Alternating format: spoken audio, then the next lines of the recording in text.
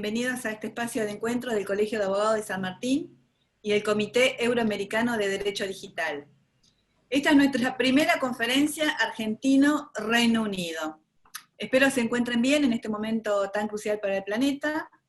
Para quienes no me conocen, soy Claudia Mora, y directora del Instituto de Derecho Ambiental del Colegio de Abogados de San Martín, y directora general del Nodo Argentino del Comité Euroamericano de Derecho Digital. Me dedico 100% a ambiente, sustentabilidad y cambio climático, enfocado a vulnerabilidad. Para más información, mi web es claudiamoray.com.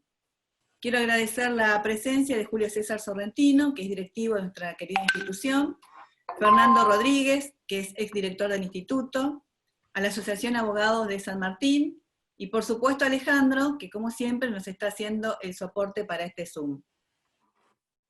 Hoy un tema de gran actualidad es el Acuerdo de Escazú, y para quienes no lo conocen, este acuerdo es el primer tratado legalmente vinculante en derechos de acceso de América Latina y el Caribe. Estos derechos de acceso son derecho de acceso a la información, derecho de acción a la participación pública y el derecho de acceso a la justicia en asuntos ambientales. Son temas muy importantes. Yo soy docente de Derecho Ambiental y Recursos Naturales, y justamente esta mañana estaba dando la temática de minería y mucha información. No podía compartir con los alumnos información general, no información específica. Información general basado en lo que es el código de minería, y la información era privada. Por lo cual se nos dificulta mucho lo que estamos en ambiente. Por eso esto es muy importante. Y en esto fueron 6 años de consensos entre 33 países. La reunión para lograr este convenio fue entre 33 países. Se llama Convenio de Escazú porque se realizó esta reunión de los 33 países en Escazú, Costa Rica, que es la ciudad próxima a San José de Costa Rica. Pero de esos 33 países, solo 22 lo han firmado. Y hasta el momento, 9 países lo han ratificado. Argentina lo firmó el 22 de septiembre del 2018, el 27 de septiembre del 2018, en el marco de la Asamblea General de Naciones Unidas en Nueva York, en Estados Unidos. Y es muy importante este tratado para nosotros porque la región, América Latina y el Caribe, es la más rica en biodiversidad y también es la que cuenta con las mayores agresiones a los defensores del ambiente. Es el primer tratado que va a proteger a los defensores de la tierra. Esta característica vinculante implica la obligatoriedad de aplicación para aquellos países que finalmente lo ratifiquen. Necesita 11 países para la ratificación, hasta ahora son 9. Les dije que Argentina lo firmó el 27 de septiembre del 2018, por lo cual estamos a pocas horas de que se nos venza el plazo para poder ratificar. Pero hoy se va a tocar el tema en la Cámara de Diputados. Los países más avanzados para ser los próximos en ratificar son Argentina, Costa Rica, que es como una dicotomía, porque justamente Costa Rica todavía no ratificó, pero es donde se reunieron estos 33 países, y es el Convenio de Escazú, que es esta ciudad que está ahí al lado de San José de Costa Rica, donde fue sede del convenio. Como les contaba, en el Senado el 13 de agosto de este año se aprobó por unanimidad la ratificación del Acuerdo de Escazú, con 70 votos a favor, 0 votos en contra y ninguna abstención. Y hoy, como les comentaba, se tratan diputados. Y tenemos en la audiencia al coordinador del Congreso Mundial de Jóvenes por los ODS, que se realizará en el Nodo Tecnológico de Santiago del Estero. Se formó en base a este Congreso Mundial de Jóvenes por los ODS, se formó un voluntariado de jóvenes denominado Nuestra Agenda, que fue invitado justamente a participar de este evento. Y también quería comentarles, como en fechas anteriores, les comenté de este congreso, pero no teníamos fecha porque iba a ser en octubre, noviembre del 2020, pero por el tema de la cuarentena se ha trasladado para el año que viene, que supuestamente la fecha sería 23, 24 y 25 de abril del 2021. Y con nosotros está Matías Lara, desde Santiago del Estero, que quisiera que nos comente un poco más del trabajo que está haciendo nuestra agenda, este voluntariado de jóvenes, en pos de concientizar de la importancia del Acuerdo de Escazú. Bienvenido, Matías Lara. Muchas gracias, Claudia, por la introducción, por la presentación y por el acompañamiento que siempre nos estás dando a las juventudes en todo el trabajo que venimos llevando adelante. Como vos bien dijiste, el Acuerdo de Escazú es una medida fundamentalmente necesaria en este momento de la historia.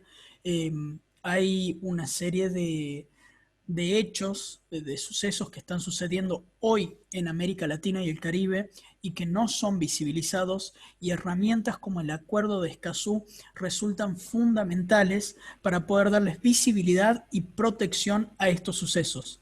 Puntualmente, me estoy refiriendo a una serie de asesinatos y masacres que están ocurriendo en la República de Colombia durante los últimos 2 meses, en los cuales un centenar aproximadamente de activistas jóvenes, de los cuales en importante medida son activistas ambientales, han sido asesinados a manos de fuerzas paramilitares en la zona suroccidental de Colombia, particularmente en lo que se conoce como el Valle del Cauca y la región de Nariño, el departamento de Nariño. Esto lo estoy comentando porque desde nuestra agenda formamos parte de un colectivo que se conoce como Juventudes por la Paz. Juventudes por la Paz es la adecuación, es la adaptación latinoamericana de Youth for Peace. Para quienes no lo conocen, Youth for Peace es un movimiento de organizaciones de la sociedad civil y de jóvenes en general que se inicia a raíz de una serie de resoluciones del Consejo de Seguridad de las Naciones Unidas que pone de relieve el rol de las juventudes en los procesos de construcción de paz y seguridad. Hace algunos meses, con algunos constructores de paz, peace builders de la región, hemos empezado a reunirnos, a encontrarnos y a organizar una serie de actividades para construir paz y una cultura de la tolerancia y la no violencia en la región. Bueno, y una de las campañas que en este momento estamos llevando con mayor fuerza es justamente la visibilización y protección de las juventudes en Colombia hoy, que bueno, no están sufriendo realmente una situación muy preocupante y en la que muchas personas están temiendo por su vida de manera directa. ¿Por qué es importante Escazú? Porque, como bien lo dijo Claudia, el Acuerdo de Escazú contempla una protección a los activistas ambientales. Es el primer acuerdo de carácter regional que contempla la figura del activista ambiental como como una persona que en legítimo ejercicio de su ciudadanía lucha por una causa que es en contra del cambio climático en este caso en particular, y sabemos que las colectividades más afectadas por el cambio climático y quienes mayormente luchan contra él son los pueblos originarios en América Latina y el Caribe, y que son quienes casualmente están en mayor riesgo. Por si no lo conocen al dato, América Latina y el Caribe es la región más peligrosa del mundo para ser un activista ambiental. La cantidad de muertes, de asesinatos y de represión en América Latina y el Caribe en contra de activistas ambientales es la más alta del mundo, duplicando en muchos casos las tasas de los mismos hechos en otros continentes. Así que es fundamental para nosotros el alcance del Acuerdo de Escazú. Hemos estado llevando adelante una serie de encuentros y de medidas con la intención de impulsar Escazú, particularmente el día sábado de esta semana que pasó, tuvimos un encuentro con el Observatorio de Ciudadanía de la Cámara de Diputados de la Nación y con el secretario de Medio Ambiente, dependiente del Ministerio de Medio Ambiente de la Nación, para hablar justamente de la necesidad y lo preocupante que es lo que está sucediendo en este momento en toda América Latina. Eh, Valga decir que si bien estamos hablando puntualmente de la cuestión de Colombia, tenemos aquí nada más en Tucumán la comunidad de Aguita que está sufriendo realmente cosas indecibles a causa del avance de la frontera agrícola. Aparte de este encuentro que ya pasó, hoy casualmente en estas horas se está debatiendo Escazú en la Cámara de Diputados. Esperamos que tenga la aprobación de la Cámara. Desde nuestra agenda estamos invitados a formar parte de un conversatorio que el presidente de la Cámara de Diputados va a tener con organizaciones de la sociedad civil a las 5 de la tarde. Y el día lunes de la semana que viene, lunes 28, vamos a tener un conversatorio organizado desde la juventud con legisladoras y legisladores de América Latina. Ya tenemos confirmada la presencia de una senadora por la República de México, de 2 diputadas de Costa Rica, de un senador de Colombia, y en las próximas horas esperamos confirmar presencia también de legisladores de Argentina y de Ecuador. Este encuentro, valga decir, está organizado por jóvenes y busca casualmente poner de manifiesto la necesidad que las juventudes tienen de que estos protocolos como Escazú no solamente se sancionen, sino que se apliquen. Porque lo otro que nos sucede en toda América Latina y el Caribe en general es que tenemos una serie de sistemas de protección de derechos y de sistemas legales que son realmente fantásticos, pero que a la hora de la aplicación distan mucho de la realidad que debieran construir, como el Sistema Interamericano de Derechos Humanos. La Corte Interamericana hoy está tratando casos con 5 y hasta 10 años de atraso a causa de, bueno, el desfinanciamiento, entre otros motivos. Eh, por lo tanto, es sumamente necesario que funcionarias y funcionarios, miembros de los poderes legislativos y judiciales, cuerpos profesionales, organizaciones de la sociedad civil y todo todo el espectro de lo que compone una sociedad en general se comprometan en estas causas y sirvamos de motor para llevar adelante las transformaciones que la sociedad necesita en este momento, porque sabemos que el cambio climático nos puede erradicar como especie a la humanidad de la faz de la Tierra, y lo peor de todo esto es que no solamente nos va a eliminar a nosotros, sino que nos vamos a llevar puestos al 50% de la biodiversidad del planeta. No solamente se trata de que nosotros nos vamos a extinguir como especie, sino que nos vamos a llevar con nosotros a la mitad de las especies vivientes. Por lo tanto, estamos haciendo una labor en la concientización y en el pedido a las autoridades con respecto a la sanción e implementación de estos instrumentos, sobre todo a la implementación, y además en la visibilización de que todo está relacionado con todo. Cuando nosotros en este momento bien podemos estar hablando de cambio climático, pero como pueden ver también estamos hablando de las vidas de personas que se encuentran en riesgo ahora, no dentro de 50 años a causa de los desastres climáticos. En este momento fuerzas paramilitares están asesinando a activistas ambientales. El cambio climático causa hambre y pobreza, causa escasez de agua. Bueno, todos los objetivos de desarrollo sostenible en general están interrelacionados en su núcleo. Son exactamente lo mismo, y lo que tratamos es de poner en visibilización estas cuestiones, y sobre todo de acercarlo a las juventudes en clave de juventud. Comento esto y termino, pido disculpas por la extensión. Creemos que si bien espacios como este son sumamente importantes, conversatorios, webinars, videoconferencias, capacitaciones, de hecho estamos organizando una diplomatura en Objetivos de Desarrollo Sostenible, sabemos que el grueso de la juventud tiene preferencia por otra clase de actividades. A la hora de participar y de involucrarse, prefieren otro tipo de actividades, y por eso este día lunes, que fue el Día Internacional de la Paz, el 21 de septiembre, organizamos el primer torneo de freestyle, de rap sería, por los Objetivos de Desarrollo Sostenible, que tuvo la participación de más de 150 jóvenes de toda América Latina.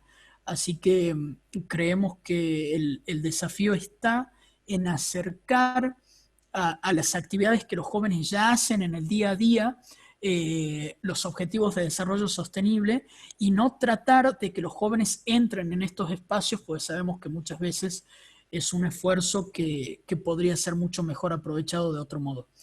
Eh, por mí es todo. Nuevamente pido Bueno, disculpas por la muchas extensión. gracias, Matías. Realmente el trabajo que está haciendo nuestra agenda es un trabajo impecable, porque a pesar de esta parálisis que está sufriendo el país, el planeta, a través de esta pandemia, han trabajado muchísimo, han avanzado muchísimo, y ahora, bueno, están trabajando mucho también con el tema este de Escazú, y hoy van a estar presentes a las 17 horas como sociedad civil, representación de toda la juventud, y bueno, y este congreso yo creo que va a salir en forma excelente, porque apunta a todas las formas de expresión, no limitar a la juventud, sino que la juventud se exprese por distintas formas, como recién explicabas a través de esto que organizaron el lunes, pero también va a haber muchísimas formas de expresión de la juventud a través del arte, films,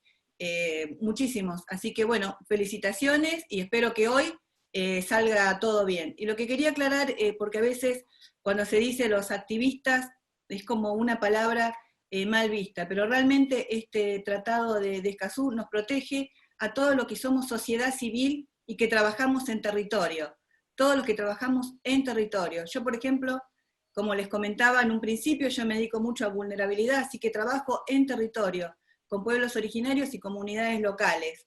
Y el 18% de todos los que somos sociedad civil, que trabajamos en territorio, el 18% es asesinado. Recién contó lo que pasó en Colombia.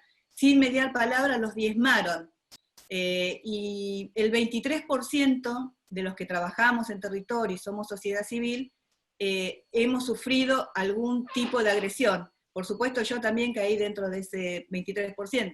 Es difícil, a pesar de que yo no formo parte de marchas, sino que me dedico fundamentalmente a la parte académica, a través también de la docencia, pero bueno, el trabajar codo a codo en territorio, con pueblos originarios, donde están las mayores riquezas de las tierras, eso nos pone en peligro a todos los que somos sociedad civil. Así que bueno, hoy es un día muy importante para nosotros, y también porque hoy tenemos el privilegio de contar con la presencia del doctor Antonio Tejada Encinas, desde el Reino Unido. Él es el presidente del Comité Euroamericano Digital Law, SEA Digital Law, es secretario de la Academia Interamericana de Derecho Internacional y Comparado, es relator general de la Federación Interamericana de Abogados, es docente también universitario, da muchos cursos de posgrado. Es muy extenso el currículum de él, así que los invito a ver la página, que es seadigitallaw.org. Ahí, si buscan en el staff, van a encontrar todo el currículum de Antonio Tejeda Encinas, que es el presidente, como les comentaba, y también es presidente de diversas mercantiles jurídicas en España, en Portugal, en Turquía, en Irlanda, es coordinador de proyectos europeos, da conferencias a nivel internacional, organiza, ahora durante la pandemia ha organizado todo unas conferencias, pero a nivel de Latinoamérica, de cómo era la situación de todos los abogados y de los jóvenes abogados, los seniors y los juniors, cómo trabajaban con respecto a la pandemia en los diferentes países. O sea que es una persona que trabaja realmente muchísimo, por eso le quiero agradecer su presencia. Hoy realmente es un privilegio, y el tema de hoy es Derecho Digital y Ambiente, el cual involucra muchísimos temas como la minería, blockchain, big data, la inteligencia artificial, entre otras muchas tecnologías que tienen también aplicación al ambiente. Revolución 4.0, Industria 4.0, y esta es una excelente oportunidad con todos estos temas nuevos que vienen avanzando en forma muy rápida, porque ahora la tecnología, la verdad que nos encontró no preparados, por lo menos acá en la Argentina no nos encontró preparados, tuvimos que rápidamente reacomodarnos, y muchos no pudieron entrar en el sistema, inclusive muchos muchos han quedado fuera del sistema educativo por no tener las computadoras, no tener wifi, no tener luz. Fue una situación muy difícil, pero bueno, todo esto viene avanzando y hoy es una excelente oportunidad que tenemos, ya que tenemos un experto en estos temas, y que nos explique un poco. Por ejemplo, Antonio, ¿tiene que ver algo con la llamada Revolución 4.0? La pandemia esta actual que estamos padeciendo, ¿cambia algo en dicha revolución? Bueno, buenas tardes. Hola Claudia y hola también a todas las personas que están en este momento ahí. Bueno, con respecto a lo que comentabas antes, sí, efectivamente hemos hecho en un mes y medio de lockdown, hemos hecho más de 42 eventos y entre ellos estaban los de los abogados litigantes en América Latina, en la que cada uno de los países, casi todos los países de América Latina, nos han quedado algunos que otros, ha participado con un ponente hablando y expresando toda la problemática que estaba ocurriendo durante el COVID, pero no solamente el COVID, sino la problemática del litigante anterior y luego durante los momentos del COVID-19, ¿no? Tanto teníamos abogados litigantes como estudiantes normalmente del último curso o que estaban recién incorporados como procuradores en algún despacho. Por tanto, yo creo que ha sido bastante importante esos eventos, pero han sido parte de los 42 que hemos llevado a cabo y ha sido un trabajo ímprobo, pero por supuesto muy, muy satisfactorio, ¿no? No, sí, ha sido un trabajo impecable, realmente quiero felicitarte, porque la verdad que durante la pandemia han trabajado en forma impresionante y aparte coordinar con todos los países. Hay que conseguir, ¿viste?, el apoyo de todos estos países para lograr estos eventos tan importantes que has realizado durante toda esta pandemia, que no te ha detenido.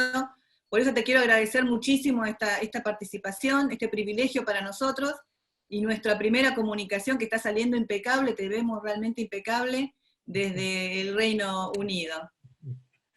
Bueno, pues sí, efectivamente, así ha sido y así seguiremos porque es lo que nos gusta y la formación además es importante, por tanto hay que seguir con este tipo de eventos. De hecho ya tenemos un congreso de 4 días de Derecho Constitucional para diciembre con la Federación Peruana de Unificada de Abogados, y también tenemos en octubre de otros 4 días igualmente con ellos de Derecho Laboral. Entonces, bueno, les invito a todos a que puedan participar y en los muchos que tenemos en nuestro canal de YouTube. Además se puede ver casi todos los eventos que hemos realizado y independientemente de la calidad del montaje y la edición de vídeo, que es bastante buena, aunque esté mal que yo lo diga, lo importante obviamente es el contenido y de las personas involucradas, a la cual obviamente estoy muy agradecido porque entre todos hacemos el Comité Euroamericano de Derecho Digital, ¿no? Y sobre todo gestionamos el conocimiento jurídico en todas las Américas, ¿no? Entrando en el detalle, bueno, de lo que me preguntabas, porque si no, yo creo que me vamos preguntaba a... con respecto a esta pandemia actual, Sí. si cambia algo en esta revolución 4.0. Sí, obviamente, que cambia bastante, ¿no? Bueno, en primer lugar deberíamos definir y explicar someramente, ¿no?, a qué nos estamos enfrentando, ¿no? En la historia, todas las grandes transformaciones y cambios de paradigma han sido precedidas normalmente por pandemias y catástrofes, ¿no?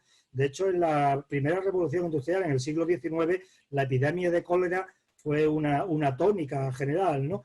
Entonces parece que llevamos el mal de las epidemias y con ellas todos los avances o los avances muy importantes que se han ido produciendo al albur de ellas, ¿no? Esta primera revolución industrial derivó en un crecimiento exponencial de la población, como bien sabemos, y el mejoramiento de las condiciones de vida y materiales de las personas, ¿no? Comenzó con algo importante y era con la conectividad global, ¿no? Uniendo a territorios a través de los nuevos medios de transporte, ¿no? Como barcos, trenes y todo lo que conllevó el tema de la maquinaria de vapor a partir de esta revolución, ¿no? Esto es una tendencia que con cada nuevo desarrollo tecnológico se ha ido incrementando, permitiéndonos contar con un mundo hiperconectado y comunicado prácticamente en tiempo real a día de hoy. De hecho, durante los últimos 250 años, las 3 revoluciones industriales que hemos vivido han permitido uno de los mayores saltos económicos y sociales y tecnológicos en la historia de la humanidad. Sin embargo, estos procesos también han traído impactos negativos, obviamente, ¿no? Como por ejemplo, y es lo que nos trae hoy aquí sobre todo, ¿no?, el cambio climático, ¿no? También el aumento de riesgo de conflictos internacionales por el acceso a recursos estratégicos, como bien sabemos, y la creciente amenaza de epidemias y pandemias como la que ahora estamos sufriendo, ¿no? De hecho, desde el comienzo de la era industrial, hace estos 3 siglos que digo, el planeta ha sufrido ya 13 pandemias, lo que ha representado un incremento de un casi 200%, si lo comparamos con la era preindustrial, que ha costado ya la vida de más de 100 millones de personas, ¿no? Hoy nos vemos enfrentados a la pandemia del coronavirus, del COVID-19, en una realidad económica diferente, porque es una realidad económica interconectada, interdependiente y globalizada, por lo que el impacto de la enfermedad del COVID-19 supera el ámbito sanitario, afectando agresivamente a nuestras economías y sociedades en todos los rincones del mundo. Al tratarse de una enfermedad, además, que no tiene cura, por lo menos hasta la fecha, esta crisis sanitaria ha colocado a las principales economías del mundo en un grave problema. O sea, es la primera vez, y es inédito, que en la breve historia del capitalismo se ha quedado paralizado, se ha quedado congelado, se le ha puesto freno a las actividades productivas y logísticas, ¿no? Algo que sería impensable, obviamente, si no hubiera no hubiéramos entrado en este nivel de pandemia en la que casi nadie nos hemos podido mover. Por tanto, es importante las implicaciones que está teniendo la pandemia en la Revolución 4.0 y en lo que me has preguntado, ¿no? La cuarta revolución industrial, ¿qué relación tiene con lo que venimos comentando?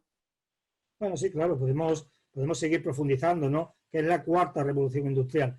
El concepto de cuarta revolución industrial se acuñó en el 2016 por el presidente, por el fundador del Foro Económico Mundial, ¿no? Ya en su obra homónima por Klaus Schwab, ¿no? No sé si lo pronuncio bien. En su obra homónima ya nos daba una definición de cuarta revolución industrial, que era la que genera un mundo en el que los sistemas de fabricación, tanto virtuales como físicos, cooperan entre sí de una manera flexible a nivel global. Sin embargo, hay que tener en cuenta que no solo en sistemas inteligentes y conectados estamos hablando en la cuarta revolución industrial. Tenemos que hablar también, por ejemplo, de las secuencias, o sea, podemos ir desde la secuencia genética hasta la nanotecnología y podemos incluso hablar de la sinergia renovable y la computación cuántica, ¿no? O sea, la fusión de estas tecnologías y su interacción a través de los dominios físicos, digitales y biológicos es lo que hace que esta cuarta revolución industrial sea diferente a todo lo que conocemos hasta ahora. En cuanto a los inconvenientes, siempre hay inconvenientes absolutamente en todo. Los expertos no se ponen de acuerdo, pero bueno, hay una serie de pautas. Se habla, obviamente, y eso es indudable, de la vertiginosa velocidad de los cambios y la adaptación a los mismos, que nos está costando mucho trabajo. Sabemos, sobre todo a los que nos movemos en el mundo del derecho, que nos estamos volviendo locos, en el sentido no solamente figurado, ¿no? Porque legislar sobre algo que en 4 días, valga la expresión, se queda completamente obsoleto, pues es síntoma de una falta de seguridad jurídica enorme. Sobre todo, además ya no de la falta de seguridad jurídica, sino de la posible implementación de nuevas técnicas o nuevas tecnologías, porque cuando queremos legislar una, ya ha aparecido otra. Por otro lado, tenemos los riesgos cibernéticos, ¿no? Que obligan a ampliar y a redoblar la ciberseguridad, ¿no? La alta dependencia de la tecnología. O sea, es que nos hace falta la tecnología para todo. Hoy, por ejemplo, estamos en este evento y si no fuera, obviamente, por las tecnologías, no podríamos hacerlo. Tenemos a Zoom, pero también tenemos, obviamente, las conexiones digitales. Bueno, por otro lado, tenemos la brecha digital que se está ocasionando con esta revolución, la falta de personal cualificado. En relación a esto último, además, bueno, es algo que siempre se trae a colación, ¿no? Que el profundo impacto de la Revolución 4.0 sobre el empleo es uno de los grandes retos de esta cuarta revolución industrial, pero todos sabemos que en la tercera, en la segunda y en todas las revoluciones industriales siempre ha habido una problemática y más o menos más o menos miedo dependiendo de quién te diera la información, ¿no? Lo que sí es cierto que McKinsey en su informe global ya dijo que hasta 2030 se perderían casi 800 millones de trabajos como consecuencia de la robotización. Pero claro, esto por otro lado nos trae una contrapartida, ¿no? Y es la de las nuevas profesiones que al albur de todas estas nuevas tendencias se van a implantar, ¿no? Unas que ya se están poniendo en marcha en las grandes universidades y otras que se irán se irán implantando, pues obviamente, según vayan apareciendo nuevas tecnologías que requieran de un aprendizaje más novedoso, ¿no? Entonces, la industria 4.0, ¿es lo mismo que Revolución 4.0? Digamos que es casi lo mismo, podríamos hablar que es sinónimo. La industria 4.0 nació en Alemania sobre el 2011 y esa es conocida como la cuarta revolución industrial, aunque en realidad no son sinónimos. En primer lugar, hay varias razones por las que la transformación actual no representa una prolongación de la tercera revolución, sino que es la llegada de una revolución distinta. ¿Por qué? Porque, como decía antes, tiene una gran velocidad, tiene un gran alcance y el impacto en los sistemas es bestial. La velocidad de los avances actuales no tiene precedentes en la historia y está interfiriendo en todas las industrias de todos los países. Por tanto, ¿qué es la industria 4.0? El concepto de industria 4.0 fue manejado ya por el 2011 en la Feria de Hannover, en Alemania, en el Salón de la Tecnología Industrial, ¿no? Y en la misma feria, pero en el 2013, este concepto y sus implicaciones fue presentado ya por un grupo de expertos en industria e informática. Los autores en este caso lo que planteaban, bueno, el grupo de trabajo, que después de las revoluciones anteriores, del vapor, de la electricidad, de la especialización en el trabajo, la electrónica y tal, estamos en un momento actual en el que la revolución industrial se basa en los sistemas ciberfísicos, el Internet, el Big Data, la analítica, la integración, etcétera, ¿no? O sea, la industria 4.0 comienza con la digitalización de los procesos industriales de una planta de trabajo en Alemania y su interacción a través de la inteligencia artificial con factores económicos. Es decir, la inteligencia artificial es señalada como elemento central de esta transformación, íntimamente relacionada con la acumulación creciente de grandes cantidades de datos, lo que se llama, bueno, se utiliza a través de la Big Data, ponemos en valor esos datos, y el uso de algoritmos para procesarlos, obviamente, y la interconexión de nuevos sistemas y dispositivos digitales. Así que, desde esta perspectiva pragmática de los conceptos, cuarta revolución industrial e industria 4.0 tienden a significar lo mismo, es como si fuesen sinónimos. Desde lo académico, sin embargo, no es así. La cuarta revolución industrial se refiere a un fenómeno tecnológico, social, económico, político, cultural, que se ha venido gestando durante todas las revoluciones y que termina en esta revolución en la que nos encontramos. Y, por su parte, lo que es la industria 4.0 se refiere a la forma de la implementación práctica de los principios de esta cuarta revolución industrial. Ahora, de acuerdo a todo lo que venimos observando, que nos venís explicando, muchos analistas llevan bastante tiempo hablando sobre la globalización 4.0. ¿Esta pandemia ha comenzado esta era? Pues podríamos decir que efectivamente es así. O sea, la globalización no es algo nuevo. La globalización 4.0 ya sí es algo más novedoso y tiene que ver más o menos como lo mismo. Ya, como sabes, la reunión anual del Foro Económico Mundial y en este caso la del 2019 de Davos, ¿no? Como lema tuvo globalización 4.0, formando una nueva arquitectura en la era de la cuarta revolución industrial, con lo cual ya nos estaba adelantando el concepto como tal y nos estaba implicando en este nuevo cambio de paradigma. Podemos hablar obviamente de las otras tres revoluciones, de las otras tres globalizaciones modernas, ¿no? La globalización moderna 1.0, 2.0, 3.0, hasta la 4.0. Cada una de las anteriores podría decirse que siguen casi miméticamente cada una de las revoluciones industriales como tal. Tampoco es así exactamente, pero bueno, se podría tener en cuenta que se podrían unir para tener más claro los momentos y cada una de estas globalizaciones, ¿no? La globalización 4.0 como tal, sí. No, lo que te quería preguntar es como que surgen conceptos antagónicos con esto de globalización versus localización, ¿no? Sí, termino de decirte lo que pretende la globalización 4.0 como tal, porque es importante. Lo que pretende en realidad es una globalización más humana. O sea, partimos de la base de que hay una serie de globalizaciones que ya han sido anteriores, y bueno, estamos incluso dentro de una globalización, pero la 4.0 lo que pretende es globalizar de una forma más humana, o sea, que pongamos en el centro a las personas y genere un cambio en un modelo económico y social más sostenible. Muchas personas no han escuchado este término nunca, ¿no? o sea, han escuchado globalización, pero no globalización 4.0. Pero esto lo que refleja, la 4.0, es el impacto de la megatendencia tecnológica de la cuarta revolución industrial en la automatización, en la conectividad y en la globalización al uso. Por tanto, la globalización 4.0 responde a una combinación de dos conceptos que definen el mundo en que vivimos, la globalización como tal y la industria 4.0. Por tanto, si la usamos como sinónimo, industria 4.0 y revolución industrial combina técnicas avanzadas de producción con tecnologías inteligentes. Claro, ahora tú me estás planteando la globalización y la glocalización. Y esto es interesante y además sobre todo en el tema de la pandemia, ¿no?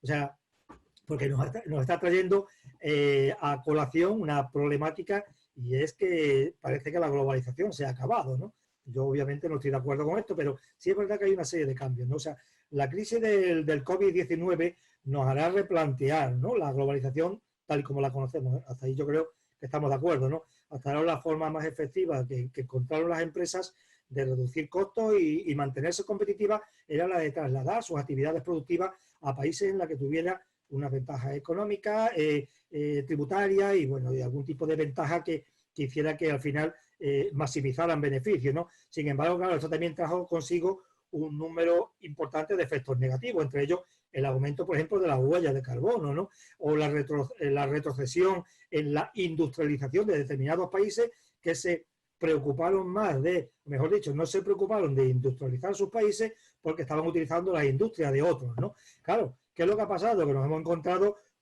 con una situación de sobredependencia de unos países sobre otros. Es decir, esta dependencia del mundo de la capacidad industrial de ciertas zonas geográficas ha quedado de manifiesto, demostrando la extrema fragilidad en la que nos encontramos cuando hemos entrado ahora en pandemia, ¿no?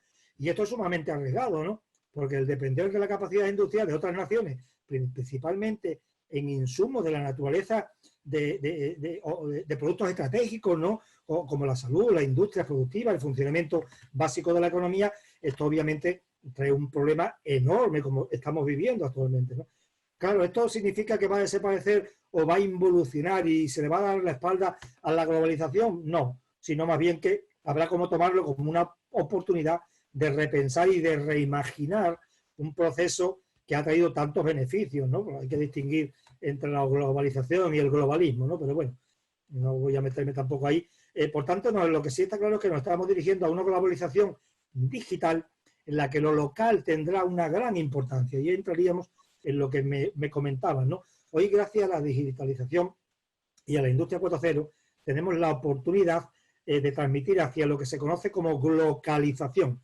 Esto ya fue un concepto que durante los años 80 y de la mano de la economía y de las prácticas comerciales de Japón ya se puso en marcha bajo la consigna de piensa en global y actúa en local, ¿no? La globalización, como la conocemos, puede que se haya terminado, es posible, pero debemos pensar ahora en términos de localización y aplicando las TIC en la globalización 4.0, o sea, aplicando las tecnologías de la información y de la comunicación. Se necesitan soluciones locales para desarrollar las infraestructuras de energía, comunicaciones, transporte, logística y, por supuesto, a ello hay que aplicar todo lo relativo a lo que vengo comentando y que ya conocemos de la cuarta revolución industrial, ¿no?, de la que venimos hablando y por eso la llamo globalización 4.0. Bueno, todo esto más o menos que estás comentando, lo que venimos trabajando, todo lo que estamos en ambiente y que vemos que es posible trabajar en forma, como decían recién, pensar global, actuar local, que lo hemos visto cómo se trabajó con la pandemia, o sea que no es una utopía, también se puede trabajar por el ambiente, y uno de los lemas de los Objetivos del Desarrollo Sustentable es no dejar a nadie atrás. Justamente hace foco en la vulnerabilidad, que todos podamos tener acceso a las necesidades básicas. Ahora, todo parece ser 4.0, entonces ¿también podemos hablar de un medio ambiente 4.0? Bueno, pues en principio sí, obviamente, según el planteamiento que vengo desarrollando, ¿no? Pero sin embargo, es una forma de aunar tecnología al momento actual, no bajo la nomenclatura 4.0. Sin embargo, no todo es así, ¿no? Por ejemplo, es interesante lo que han pensado y ya han puesto en práctica los japoneses a partir del 2015, ¿no? El gobierno japonés, junto a la Federación de Empresarios japoneses lanzó un concepto de sociedad 5.0. Y empezamos a sumar números y parece que nunca acabamos, ¿no? Pero claro, ¿por qué la definen allí? Porque para ellos el concepto es más apropiado que el alemán de Industria 4.0, pues pone a la sociedad y no solo a la industria en el centro de la revolución tecnológica incluso. Es decir, su objetivo es, el objetivo de la sociedad 5.0 es lograr una sociedad superinteligente, que no deje atrás a nadie. Efectivamente, lo que acabas de comentar. Pensemos que el concepto alemán tiene su origen en la estrategia de la alta tecnología del gobierno alemán, obviamente, del 2014, que definía 6 campos prioritarios, y todos ellos estaban relacionados con la economía y la sociedad digital, la economía y la energía sostenible, la economía y el entorno innovador del trabajo, la movilidad inteligente, pero todo estaba enfocado y está enfocado en la economía. La sociedad 5.0 japonesa se llama así porque sus proponentes consideran que había habido 4 tipos obviamente anteriores, ¿no? La sociedad 1.0 de caza y recolección, la 2 agrícola, la 3 industrial, bueno, hasta llegar a la 4, que es la de la información y el conocimiento, y la 5, de la que hablo, centrada en las personas. Han creado el concepto además para resolver sus propios problemas, pero además es que son los problemas de todos, o sea, el envejecimiento, la natalidad, la competitividad, y aprovechar por otro lado los avances tecnológicos para construir un país y un mundo que sea mejor. Además, Japón quiere exportar esto al mundo de tal forma que se favorezca el cumplimiento de los objetivos del desarrollo sostenible, ¿no? Por tanto, medio ambiente y 4.0, medio ambiente 4.0, obviamente. ¿Y cuáles son las tecnologías al servicio del planeta para el medio ambiente 4.0? Aquí nos encontramos en medio de una revolución tecnológica basada en la digitalización, la automatización y la conectividad. Y esto está impactando, como decimos, en todas las esferas de nuestra sociedad. Por tanto, el sector ambiental no iba a quedar ajeno a todo ello. Y hay una serie de herramientas que se pueden aplicar. Pues por supuesto. Además, hay que tener en cuenta, nos encontramos con el análisis de grandes datos. A través del Big Data permite recoger datos y analizarlos en tiempo para tomar decisiones inteligentes. El Internet de las cosas, el IoT en inglés, ¿no? La IoT en inglés se refiere a la interconexión de dispositivos digitales con Internet. La robótica y la robótica colaborativa, que son los nuevos robots industriales, los cuales trabajan de forma complementaria con los humanos y en algunos casos incluso de forma exclusiva. O sea, fíjate lo que estamos diciendo, la impresión en 3 dimensiones, la realidad virtual que se refiere a entornos u objetos que tienen apariencia real y que muchas empresas están utilizando ya para formar a los trabajadores, la realidad aumentada, los smart cities, por ejemplo, las ciudades inteligentes tienen una gran importancia, ¿no? Estas tecnologías se pueden emplear pues para la detección de fugas de agua, recogida de residuos, calidad del aire. De la misma manera, obviamente, la inteligencia artificial y el machine learning, se diseñan programas, máquinas, etcétera, que presentan capacidades como las que tienen los seres humanos, ¿no? De forma similar, estas aplicaciones se aplican a la conservación de la fauna, la flora, el cuidado de los océanos, la agricultura, el control y reducción de las partículas contaminantes. O sea, obviamente la importancia de la aplicación del medio ambiente 4.0 es muy importante. Tenemos también blockchain, por ejemplo, no podemos olvidarlo, ¿no? La criptografía avanzada y la inmutabilidad de blockchain permite un uso en el mercado de las criptomonedas y hace que cada vez sea más popular, por ejemplo, la finanza a través del fintech y del DeFi, que está obviamente empujando más por esa descentralización de las finanzas, o sea, es un paso más allá del fintech, la identidad digital, obviamente, y como no, por supuesto, el sector medioambiental, ¿no? Dentro del blockchain, ¿no? Usada además de forma correcta su aplicación para generar soluciones descentralizadas o el empoderamiento de comunidades es abrumador.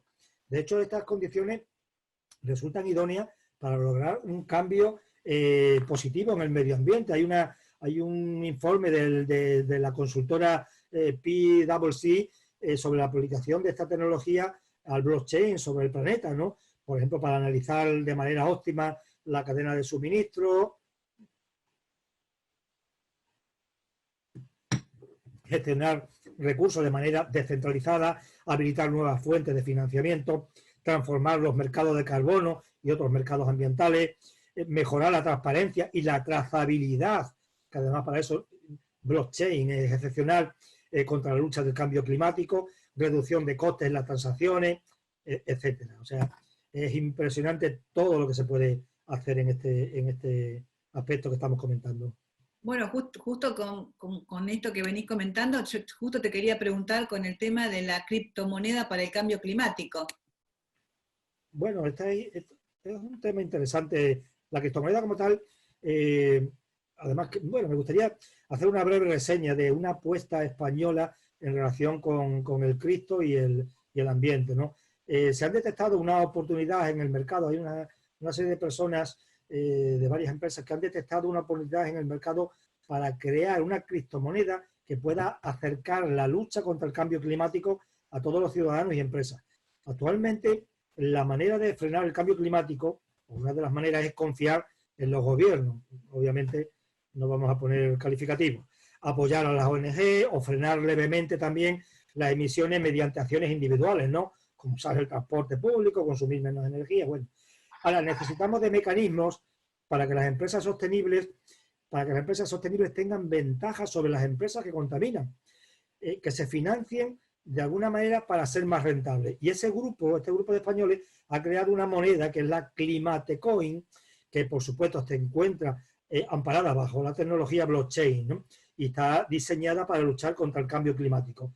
El Climatecoin es como un Bitcoin del cambio climático, ¿no? Suele parecer un concepto complicado, obviamente, ¿no? Sin embargo, es más sencillo de lo que parece. Es decir, por un lado, estamos permitiendo que cualquier ciudadano pueda comprar créditos de carbono procedentes de proyectos ecológicos y de esta manera compensar las emisiones para frenar el cambio climático. Y la otra función, una segunda función importante, es la de poder invertir en ese activo digital, me refiero.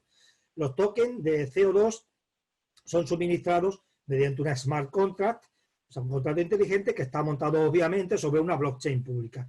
La cantidad de tokens que se van a minar inicialmente, o se han puesto en circulación, o se van a poner definitivas, serán 255 millones de unidades de token de CO2 y estarán a disposición de los compradores y vendedores. Por tanto, las criptomonedas, y no solamente esta, pero para hacer referencia y poner un caso un poco más, no paradigmático, pero un ejemplo más práctico, traigo a colación esta criptomoneda española. Muy bien. Bueno, hemos recibido muchísima información. Te quería preguntar un poquito, que ya lo nombraste ahí, sobre el tema del Big Data.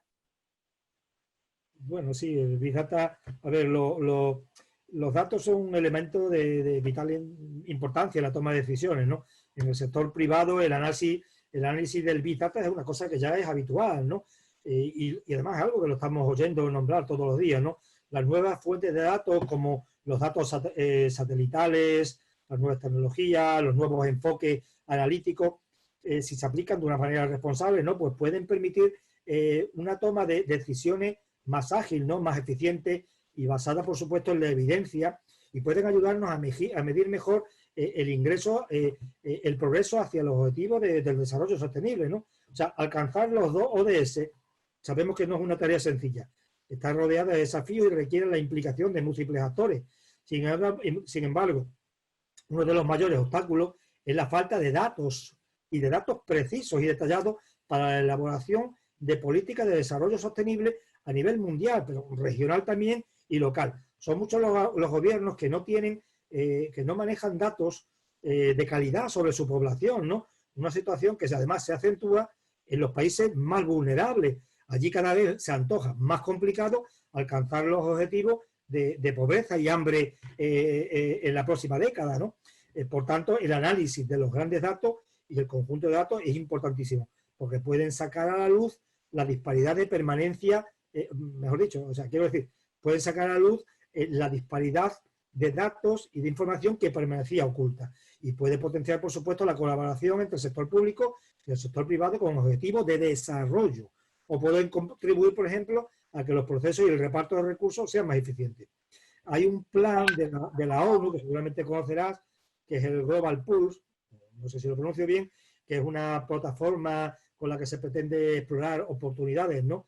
Allí donde los datos se encuentren con el desarrollo sostenible. Por ejemplo, hay un proyecto que se puso en marcha, de los varios que hay ya en marcha, que exploraba los algoritmos mediante algoritmos de inteligencia artificial analizando el lenguaje natural que se escuchaba en la radio de Uganda. Es decir, se hacía un uso intensivo del Big Data para detectar problemas de salud pública de forma prematura y poder anticiparse a ello. Según los resultados preliminares que se tenían, a finales de año mostraron una correlación clara entre los mensajes que transmitían a nivel local y los indicadores de salud pública de la OMS. Es decir, dejar que una IA, que una inteligencia artificial escuche de forma conjunta todas las emisoras de radio, podría servir de sistema de detección temprana de brotes epidémicos o emergencias sanitarias. Por tanto, obviamente, además, inteligencia artificial, que lo hablaremos supongo ahora, y Big Data, el Big Data es la gasolina, ¿no?, de la inteligencia artificial, ¿no? Sí, justo te quería preguntar, porque nombraste varias veces la inteligencia artificial, y justamente te quería ver si podías explayarte un poquitito más en inteligencia artificial e Internet de las cosas. Sí, es importante. Como acabo de hablar, la inteligencia artificial, ¿no?, al hablar de Big Data, es que, ya digo, ¿no?, los datos son la gasolina de la inteligencia artificial, ¿no? Y además, en el caso que aquí nos ocupa, como clave para la preservación del medio ambiente y de la industria, por ejemplo, forestal, ¿no? La IA puede definirse, aunque no hay un consenso, como la combinación de algoritmos para crear máquinas con las mismas capacidades que el ser humano. O sea, la inteligencia artificial lo que intenta hacer es que los equipos informáticos piensen y actúen como personas. Es una tecnología que tiene puede tener distintas implementaciones según vayamos avanzando en la consecución de un logro tecnológico más avanzado, hasta que consigamos que piensen como las personas, algo que de momento sigue siendo utópico, pero bueno, estamos en una inteligencia artificial baja en la que ya se hacen tantísimas cosas como, por ejemplo, pues escudriñar sentencias y hacer muchísimas cosas, si hablamos, por ejemplo, a nivel legal, ¿no? Por tanto, es una tecnología que ya se encuentra completamente integrada en esta era digital y presenta un abanico de oportunidades importantes, ¿no?, ayudando en la actualidad en la preservación del medio ambiente. Y aquí, obviamente, como digo, los datos son claves, ¿no? En una transición global hacia la reducción de emisiones de carbono, por ejemplo, pues a partir de esos datos se puede conocer el estado de salud del planeta, incluidas las condiciones del aire, del agua, de la tierra, el bienestar de la vida. O sea, si bien la inteligencia, por ejemplo, implementar tecnología como el cloud computing puede tener un impacto sobre los resultados ambientales de las compañías para reducir incluso el 98% de las emisiones de carbono. O sea, estamos hablando de algo bastante importante, ¿no? O sea, si bien la inteligencia artificial ha evolucionado y está presente en la sociedad, no desde ahora, desde los años 50, ¿no? Actualmente hay cuando menos 6 factores tecnológicos que facilitan el uso de la inteligencia artificial. Y lo vengo nombrando: el propio Big Data, con el desarrollo de las nuevas técnicas, el incremento en el poder del procesamiento de las computadoras, y pronto ya con la computación cuántica, más pronto que tarde, las mejoras del tema de algoritmos, el software libre, el open source para el tema de medio ambiente, obviamente importantísimo, ¿no?, porque es una forma de tener un software barato para poder hacer cosas con temas de medio ambiente y no los antiguos programas, además propietarios de grandes compañías corporativas, por las que había que pagar bastante dinero, ¿no? Por supuesto, también las redes sociales, mayor conectividad entre las personas. O sea, todo esto está haciendo que la inteligencia artificial tenga una convergencia de tal importancia que esté presente cada vez más en actividades que desarrollamos diariamente. Es que no nos damos ni cuenta siquiera. O sea, en los próximos años se utilizará tan masivamente la inteligencia artificial que la vamos a ver, como ya hemos escuchado muchas veces, en los vehículos autónomos, en los robots que realizan tareas domésticas, por ejemplo, pero también habrá robots socioambientales que comenzarán a realizar tareas ambientales que no resultan, por ejemplo, actualmente atractivas porque son riesgosas, como el monitoreo, por ejemplo, de agua, de muestras de agua, suelo, aire, en zonas remotas, ¿no? Que es imposible en muchas ocasiones poderse plantar allí, ¿no? Gestión de residuos peligrosos, residuos radioactivos. O sea, es inmensa las capacidades. Y claro, hablando de inteligencia artificial, se nos puede venir, porque además puede surgir alguna pregunta, las posibles problemáticas que conlleva, ¿no? Y efectivamente hay muchas, y casi siempre o casi todas las que yo escucho y leo normalmente por ahí, se refieren a la problemática ética, ¿no? Y obviamente está ahí, es importante, ¿no? Y de hecho en la Unión Europea, ¿no? O sea, se intenta legislar, que todavía no hay legislación, porque no tenemos legislación a nivel mundial como tal sobre inteligencia artificial, pero ni inteligencia artificial, ni smart contracts, ni blockchain. Bueno, en realidad, por eso decía al principio que estamos en pañales en una era digital en la que ya tenemos tantas cosas encima sobre las que no tenemos legislación. Pero bueno, no me quiero perder en esos detalles ahora. Lo que quiero comentar es que no solamente la inteligencia artificial tiene problemas de la ética. Si hiciéramos grupos, por ejemplo, por intentar hacer el grupo, podríamos hablar de riesgos de rendimiento de la ética de la inteligencia artificial, por ejemplo, con riesgos de errores, riesgos de sesgo, por ejemplo, riesgos en la seguridad, que nos hace que tengamos problemas cibernéticos, riesgos de control, o sea, lo que se llama, o podríamos llamar la rebelión de la inteligencia artificial. Eso es, no es que sea ciencia ficción, es que es así, ¿no? O la incapacidad de controlar la propia inteligencia artificial maliciosa, ¿no? Riesgos éticos, por supuesto, que es lo primero que comentaba, ¿no? El riesgo de falta de valores, en el sentido de escala axiológica de valores, ¿no? Riesgo de armonización de esos valores, riesgo de armonización de las metas, pero luego tenemos también los riesgos económicos, los riesgos sociales, o sea, hay una serie de grupos que podríamos hacer, incluso seguramente podríamos hacer más, que no solamente son los éticos. Además tenemos un riesgo adicional, por ejemplo, que tiene que ver con el aumento en los niveles de contaminación debido al uso de la inteligencia artificial. O sea, es decir, si el desarrollo y fabricación de dispositivos electrónicos utilizan la inteligencia artificial, y tenemos los sensores, tenemos los robots, tenemos los juguetes, tenemos los drones, tenemos los autos eléctricos, tendremos un múltiple, etcétera, se incrementará en los próximos años, obviamente, el uso del plástico, del níquel, del cobre, del cobalto, del litio y de todos estos productos tan sumamente contaminantes, ¿no? Por tanto, podría producir y producirá y está produciendo que todas estas materias primas generen el impacto en el medio ambiente en los países donde se extraen. Por tanto, estamos ante cosas muy serias, obviamente, y se tiene que trabajar mucho sobre todo esto y estudiar mucho y tener mucho trabajo y mucha investigación sobre ello. Sí, se abre todo un nuevo mundo y la verdad que un mundo con muchas posibilidades, porque al fin y al cabo todo es para proteger el ambiente y proteger a las personas, para tener una sola salud, porque ahora con esta pandemia nos dimos cuenta que hay una sola salud, no es la salud del ambiente por un lado y la nuestra por otro, van juntas, hay una sola salud. Y acá, como comentabas, todo lo que se puede hacer con la inteligencia artificial a favor del ambiente, justamente para monitorear y para evitar todas estas catástrofes que están sufriendo a nivel global, estas inundaciones, estos incendios. La verdad que es terrible lo que está pasando a nivel global con las cuestiones ambientales.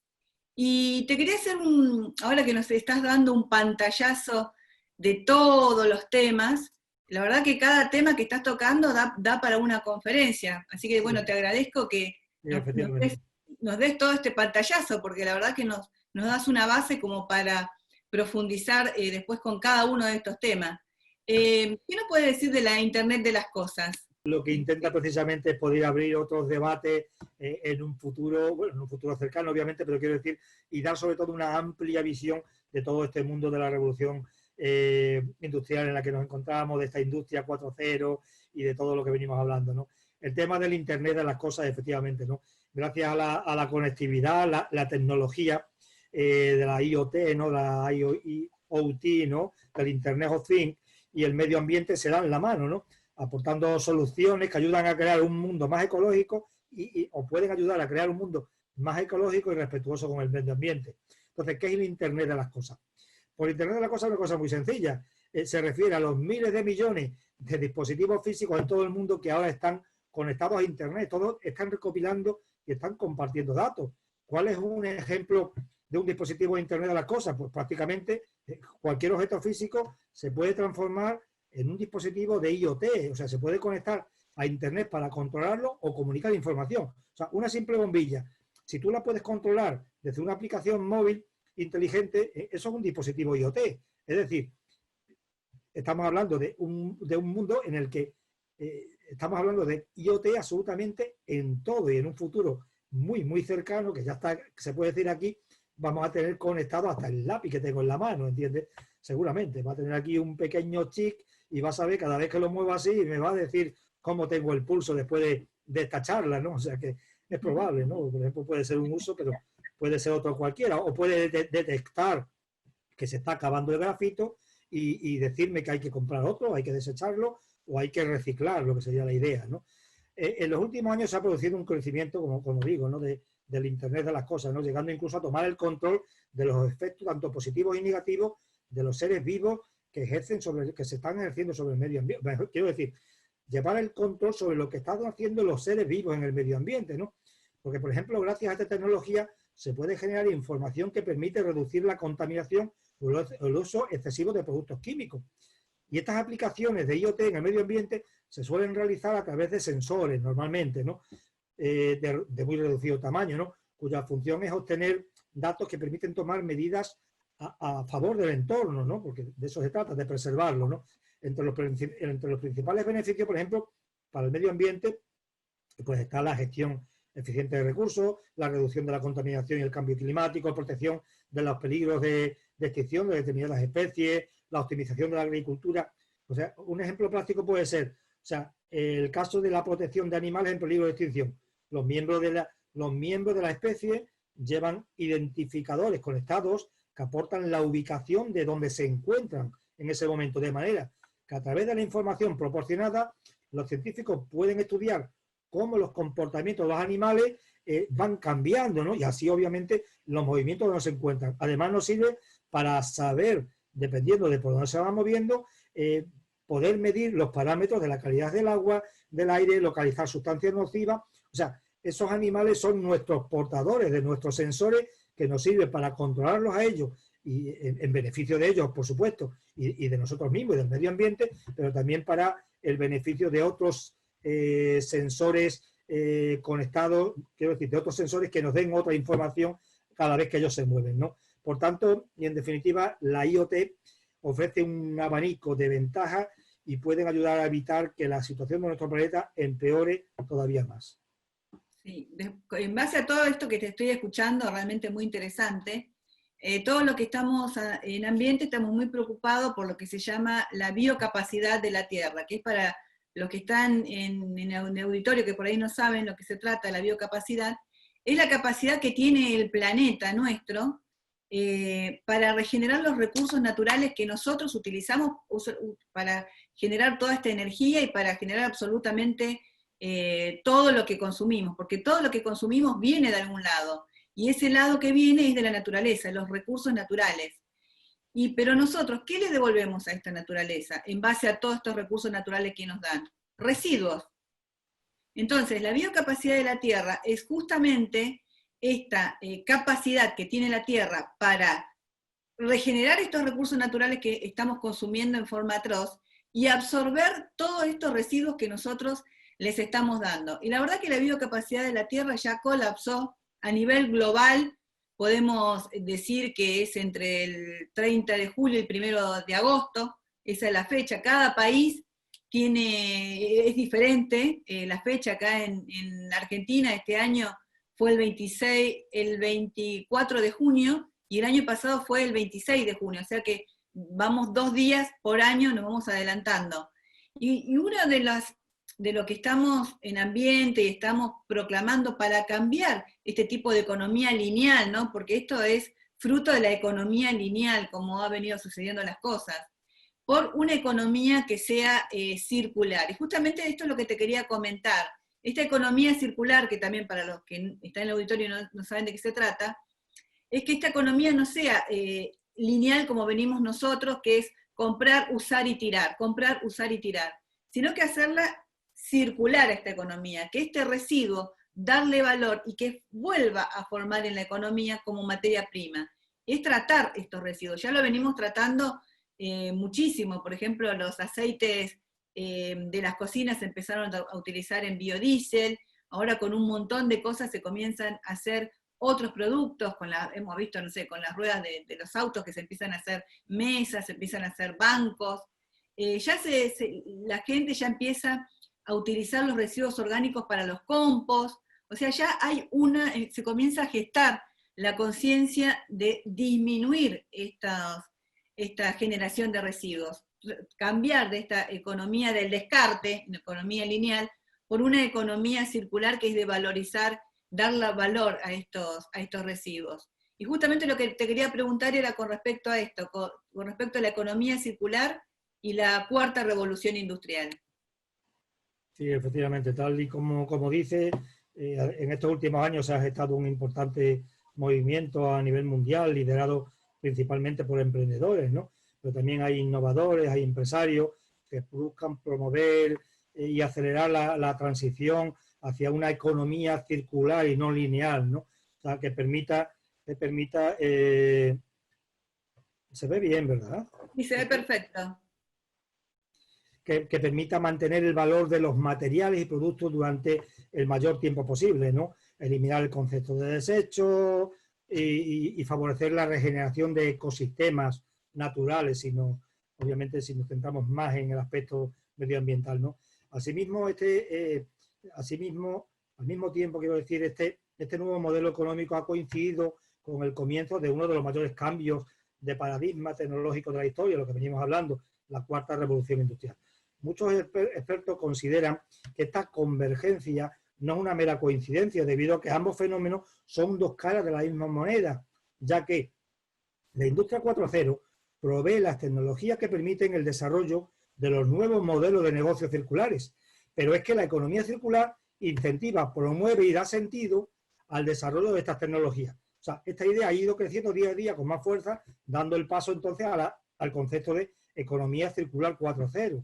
Además, por otro lado, debido al gran impacto que está teniendo la crisis del COVID-19 en la sociedad y en la economía global, incluso la propia Comisión Europea ha planteado una especie de plan Marshall a partir de la Segunda Guerra Mundial, ha planteado que esta iniciativa sea el catalizador de un nuevo pacto verde global, un Global Green New Deal, ¿no? Instando la economía circular como un nuevo modelo tecnoeconómico que permita crear nuevas empresas y emprendimientos, que permita generar empleo de calidad, por supuesto, combatir el cambio climático. O sea, en términos de empleo, se estima que la economía circular en Europa creará y puede crear más de 3 millones de nuevos puestos de trabajo hasta 2030, ¿no? Como sabes, es el plazo para la consecución, el intento de consecución de las ODS, ¿no? De los Objetivos de Desarrollo Sostenible, ¿no? Y un estudio... Justo te quería hacer una pregunta con respecto a eso, porque ya has nombrado el tema de los Objetivos de Desarrollo Sustentable, y justamente los que estamos en ambiente, tenemos una paradoja que este año, el 2020, justamente en este parate a nivel global, es donde comienza la década de acción por los ODS. Esta década de acción 2030 comienza con esta parálisis global. Pero a pesar de todo, hemos visto, recién en un principio estuvo el coordinador del Congreso Global de Jóvenes por los ODS, que han trabajado muchísimo con esta pandemia, o sea, no los ha detenido, sino que los ha fortalecido. Y bueno, y ahora justamente van a participar en la Cámara de Diputados para poder ratificar el acuerdo de Escazú. Y lo que te quería preguntar para cerrar era también todo lo que la tecnología puede hacer por estos ODS, Objetivos de Desarrollo Sustentable, que le vamos a explicar a la audiencia que tal vez no sabe qué son los ODS. Son Objetivos de Desarrollo Sustentable y son 17. Y están todos absolutamente conectados. Y el objetivo de los ODS es no dejar a nadie atrás. Hace foco en la vulnerabilidad. El primero de los objetivos es reducir la pobreza. Miren qué ambiciosos que son. El segundo, hambre cero. Tercero, salud y bienestar. O sea, los 3 primeros objetivos, nada más que le nombré, son los que estuvieron en jaque ahora con esta pandemia, con lo que sucedió. Pobreza, salud y la alimentación, porque se paralizó el mundo. Mucha gente no estaba en condiciones, inclusive, de hacer frente a esta pandemia, donde la vacuna en ese momento era prevenir, que era el agua, lavarse las manos y estar en sus casas. Todo un tema, porque muchos no tenían agua y otros no tenían una vivienda digna, y muchos están hacinados. Hoy hemos tocado muchísimos temas, entre varios de esos hemos nombrado el tema de las Smart Cities, estas ciudades inteligentes, que ya se empieza a ver acá un poco en la Argentina, hay algunos toques, y también hemos visto lo que es las ciudades sustentables, que es el paso anterior, que es tratar de lograr este desarrollo, no solamente que sea económico, sino que también sea social, o sea, tenga enfoque, incorporar a los que están fuera del sistema, y también que cuide el ambiente. Pero bueno, también tenemos muchas deudas habitacionales, todo ha surgido ahora, ha quedado a la luz con esta pandemia, ha sacado todas las deudas que tenemos como sociedad, sacó a la luz. Porque este tema que parecía tan fácil, esta vacuna que era la prevención, lavarse las manos ya no era tan fácil, y quedarse en casa ya no era tan fácil. Y los ODS cubre todos estos objetivos. Tiene que ver también con una educación de calidad, cosa que también se vio afectada por la pandemia, porque muchos no tenían acceso a la computadora, a internet, no tenían luz. La paz, que recién nos estaban contando de los Matías Lara, que está en nuestra agenda, que justamente están trabajando mucho por el tema de la paz. Bueno, infinidad de temas, así que los invito, para quienes no saben lo que son los Objetivos de Desarrollo Sustentable, que vayan a la página de Naciones Unidas y realmente están todos los objetivos están relacionados. El cambio climático es el objetivo número 13, pero no podemos hablar de un tema si no hablamos de los otros. No podemos hablar de cambio climático si no hablamos del impacto que tiene en la alimentación, en la seguridad alimentaria, en cómo están afectados los más vulnerables, cómo afecta la salud. O sea, todos los objetivos están totalmente vinculados. Y recién acá Antonio varias veces nombró el tema de los objetivos de desarrollo sustentable. Y recién lo acaba de nombrar de nuevo, por eso le quería preguntar, como para cerrar esta maravillosa disertación que hemos tenido, todo lo que la tecnología puede hacer por los objetivos del desarrollo sustentable. Sí, como bien has dicho, los objetivos del desarrollo sustentable, los ODS, los 17 ODS, se ha puesto de manifiesto con esta pandemia que efectivamente son más que nunca necesarios, ¿no? Porque precisamente estos tres que has definido, que son los más, no los más importantes, pero sí seguramente los que resumen principalmente, o sea, los tres objetivos principales, ¿no? Erradicación de pobreza, combatir desigualdad, solucionar el cambio climático, son seguramente de los más importantes, aunque todos están interrelacionados, ¿no? Y además sí es verdad que, como dice, ha habido un parón, pero ese parón no ha significado que las personas hayan estado paradas, simplemente que hemos estado confinados. Pero por medio de esta revolución industrial en la que la digitalización y los medios de comunicación son tan importantes, y a partir de aquí se van a poner mucho más en valor, porque obviamente han demostrado que es lo que necesitamos para que esa globalización de la que hablábamos antes, esa globalización más digital, esa globalización 4.0, esa globalización se pueda poner en marcha en este mundo en el que ahora tenemos menos movilidad personal, pero eso no quiere decir que no se sigan moviendo los capitales y no se siga moviendo todo.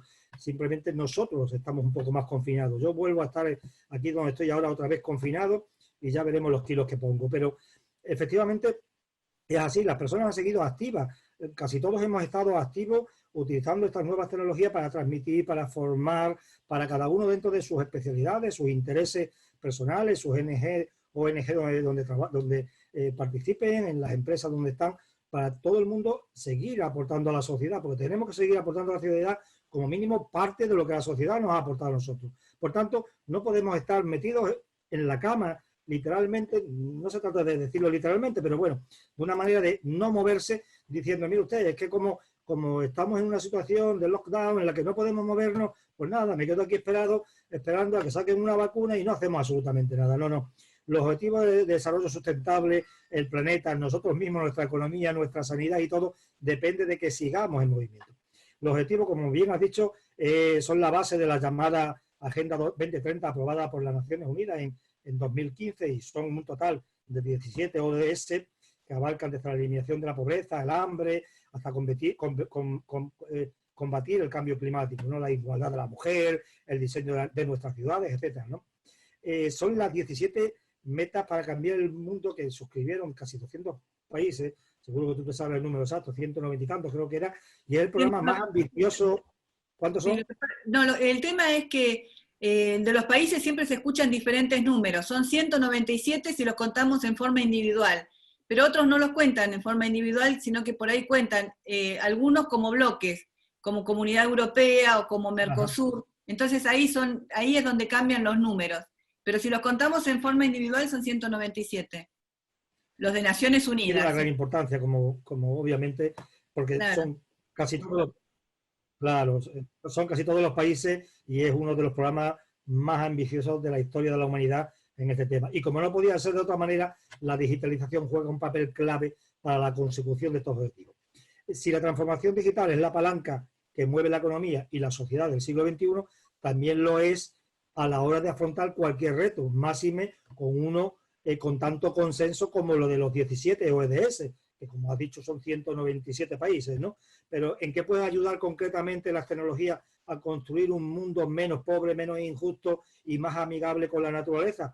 Podríamos repasar uno a uno los 17 objetivos si quisiera, pero podemos centrarnos, por ejemplo, a título de ejemplo, en el 7, ¿no? Si no recuerdo mal, es el de innovación e infraestructura, ¿no? Y es que la infraestructura y los servicios de las TIC, ¿no? De las tecnologías de información y comunicación eficientes, asequibles, permiten a los países participar en la economía digital y aumentar el bienestar económico y generar competitividad. Date cuenta que las TIC pueden lograr resultados a una escala, a una velocidad, a una calidad, a una precisión y un coste que eran inconcebibles hace solo 10 años. O sea, son medios, los TIC, para suministrar bienes y servicios de calidad en ámbitos como lo que venimos comentando, ¿no? Todos los objetivos se verían aquí: la atención sanitaria, la educación, la finanza, el comercio, la gobernanza, la agricultura, y por supuesto puede contribuir a reducir la pobreza, el hambre, mejorar la salud, mitigar el cambio climático, mejorar la eficiencia energética. O sea, alrededor de la mitad de la población, alrededor de la mitad de la población mundial no está utilizando Internet actualmente. Por tanto, la inclusión digital es de primera necesidad si queremos, obviamente, que podamos seguir prosperando no solamente en la consecución de los objetivos, sino en la consecución de los objetivos que tienen como objetivo, lo valga la redundancia, una serie de poblaciones que se encuentran en situaciones más precarias que las que nos podamos encontrar nosotros. En definitiva, países del tercer mundo, sobre todo, ¿no? Y obviamente, además, entra en juego la tecnología 5G, que es la que dará amparo a las grandes velocidades que se necesitan para mover la inteligencia artificial y, por supuesto, estos datos que son la gasolina que alimentan o retroalimentan a esta inteligencia artificial. Por tanto, el acceso universal y asequible a Internet debe ser el eje vertebrador de la economía del siglo XXI. Si quieres, podemos definir uno a uno cada uno de los objetivos de desarrollo sustentable, pero bueno, yo creo que con este repaso general en el que hemos tocado blockchain, smart contract, hemos tocado IoT, inteligencia artificial, big data, hemos hablado de revolución 4.0, hemos hablado de todo. globalización, bueno, yo qué sé, yo creo que, no sé si me he quedado algo para atrás, pero el panorama yo creo que ha sido bastante amplio para que podamos seguir haciendo cosas y bueno, si el público está interesado, obviamente en algún sentido concreto podamos ir avanzando desde ya. Así No, sí, que realmente hemos visto, pero impresionante, por eso decía, cada tema da para una conferencia. La verdad que te hemos exprimido, no te hemos dejado respirar durante toda esta conferencia, que fue un lujo, realmente un lujo, porque no muchos dominan este tema, así que fue un placer, un privilegio tenerte y que nos puedas haber tocado absolutamente todos estos temas. Ahora nosotros por lo general abrimos a preguntas, no sé si hay alguna pregunta, porque la verdad que ya te hemos hecho tantas preguntas que no sé si quedan algunas. Acá tenemos en el auditorio Ángeles Méndez de Brasil, bueno, que hace foco en la colaboración. También, por supuesto, que es importante para lograr estos objetivos de desarrollo sustentable, la colaboración de todos, como decías vos, Estados, ONG, cada uno de nosotros. No sé si el público tendrá alguna otra pregunta, que la verdad que el público ya debe estar como yo, ¿no? Tanta información que recibió, muchísima información, y la verdad que toda de sumamente importancia. Y bueno, y ahora iremos investigando cada una de ellas en relación al ambiente. Y justamente no hay muchos, yo creo que es la primera disertación que veo de Derecho Digital y Ambiente. No se dan conferencias sobre todo esto que acabamos de dar nosotros, aplicado al ambiente. Es de las pocas. Así que, bueno, esto, por supuesto... Es que mira, si te das cuenta, bueno, quiero hacer hincapié en algo, ¿no? El derecho digital está no concebido, pero la idea que se tiene es que solamente afecta a determinadas legislaciones que han ido surgiendo al amparo de las nuevas tecnologías, ¿no? Como por ejemplo, pues nos encontramos pues con el tema de la ciberseguridad, o nos encontramos con la ley de protección de datos, o nos encontramos con el comercio electrónico, o sea, nos encontramos con una serie de nichos de actividad que requieren de una legislación, ¿no? Pero claro, el Comité Americano de Derecho Digital, desde que nace, se plantea lo siguiente, que no solamente tenemos que centrarnos en la nueva, el paradigma tecnológico que vaya surgiendo, sino que también todo lo que conocemos está impregnado, si no en este momento, lo va a ir estando de lo que tiene que ver con la tecnología como tal. Por tanto, nosotros, por ejemplo, en el ámbito del derecho, que es el que sobre todo nos movemos, ¿no? Pero bueno, también en el tecnológico, ¿no? Porque el Comité Americano de Derecho Digital ampara, si vale la expresión, tanto a los informáticos, a los ingenieros, a los técnicos como tal, como a las personas del derecho, porque intenta hacer una simbiosis entre los dos, algo que no se está haciendo en ninguna parte. O sea, por un lado vamos los juristas y las personas conocedoras del derecho, por otro lado van los técnicos, y bueno, en las universidades, sobre todo en las de derecho, se empieza a dar pues algunas nociones sobre temas informáticos, incluso se dice que el abogado tiene que aprender a programar blockchain y que tiene que hacer un montón de barbaridades que obviamente no van a hacer los abogados porque, o los juristas, vamos a hablar en plan más genérico, porque entre otras cosas, el jurista lo que le gusta como norma general son las letras, entonces meterlo en un plan de ciencia pues no es algo de buen gusto, ¿no? Y además es que, por ejemplo, si nos centramos en el WhatsApp, yo sinceramente, ¿para qué quiero saber cómo se manipula la información a la hora? Quiero decir, manipular en el sentido de cómo hace WhatsApp para cuando yo meto un texto llegue a tu... Claro, o sea, a mí me da igual, yo lo que necesito es tener la aplicación y hacer eso, ¿no? Eso no quiere decir que debemos tener un alfabetismo funcional tecnológico, hombre, tampoco creo que sea eso, hay que tener unas nociones generales y además, por ejemplo, cuando estudiamos las carreras, todo el mundo, o cuando estamos en primaria, en secundaria, estudiamos muchas cosas que no sabemos para qué nos van a valer. Y de hecho decimos, bueno, pero ¿esto para qué me va a valer si yo me quiero dedicar al cine? Bueno, porque no sabes a qué te vas a dedicar y porque no sabes que puedes cambiar de profesión o no sabes dónde vas a estar en un futuro y es bueno, entre otras cosas por cultura, que aprendamos un poquito de todo. Pero bueno, una cosa es que sepas qué es blockchain, qué es smart contract, otra cosa es que sepas un poco todo esto y otra cosa es que te pongas a programar, ¿entiendes? Yo, y aún viniendo de la parte informática, yo estoy desde los años 80 en la rama informática, o empecé con la rama informática, mi carrera, y sin embargo a día de hoy yo no tengo ningún interés en programar ni con Ethereum, ni con ningún tipo de lenguaje, ni utilizar ninguna moneda, bueno, a nivel práctico sí, ¿no? La moneda digital y todo esto, pero no a utilizar Solidity, o utilizar Neo, o utilizar cualquier cosa para programar un smart contract, por ejemplo, pues no, ya irán surgiendo plataformas que metiendo los datos te va a hacer la construcción tecnológica o informática, la programación, en definitiva, ¿no? O sea que eso es lo importante. Entonces, bueno, por eso te digo, todo esto conlleva, como tú dices, casi un conversatorio o varios por cada uno de los aspectos. Sí, y aquí estamos dispuestos para cada uno de ellos. Si se da sí. Realmente quiero agradecerte muchísimo porque sí, acá están haciendo en los comentarios también, que la verdad que nadie escuchó una disertación anterior similar a esta. Esta creo, yo tampoco. Y acá me están confirmando también, hay alguien que está justamente en Derecho Informático y me acaba de decir que tampoco. Acaba de escribir ahí en los comentarios que tampoco vio una disertación como esta. Así que bueno, te agradezco muchísimo, agradezco tu tiempo, porque realmente, como estabas explicando, este parate global por la pandemia no nos ha paralizado para nada. Ya hemos visto cómo la juventud está trabajando, cada uno de nosotros, y sobre todo porque conozco tu trabajo, sé que el Comité Euroamericano de Derecho Digital ha trabajado en forma impresionante y en forma impecable también, en forma impecable, porque si hay algo que te define tu trabajo es que tu trabajo es impecable, como esta disertación que has dado hoy. Así que te agradezco profundamente tu presencia. No sé si hay alguna pregunta, creo que no, porque la verdad que están todos igual que yo, con muchísima información recibida, así que esto hay que ir trabajándola un poquito más.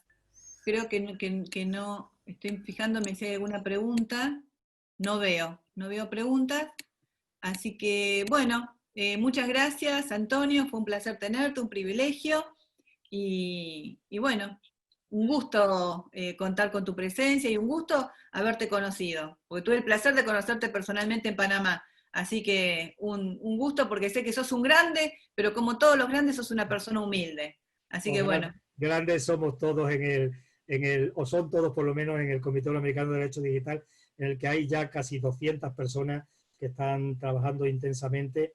Además es una asociación, como tú sabes, que no tiene cuotas, no tiene membresía, y en la que invitamos a todo el mundo que pueda participar, y en la que, como sabes, lo que intentamos es gestionar el conocimiento en todos los países de Latinoamérica y también en Europa, que se dan con toda la revolución digital, con esta nueva paradigma que vivimos, no solamente con el comercio electrónico y estos 4 aspectos, sino con todo en general. Por tanto, tienen cabida además muchos perfiles profesionales y no solamente los jurídicos, los informáticos. Son bienvenidos los arquitectos, además tú también eres arquitecta, si no recuerdo mal, y los psicólogos, y bueno, hay muchas profesiones, y bueno, personas que no tienen a lo mejor una carrera, pero que tienen unas inquietudes, y por supuesto que también son bienvenidos. Así que muchas gracias por esta oportunidad de poder explicar y hablar con todos ustedes. Muchísimas gracias, y nos vemos pronto, esperemos. Muy bien. Bueno, muchas gracias, chao, hasta luego. Venga, chao, chao.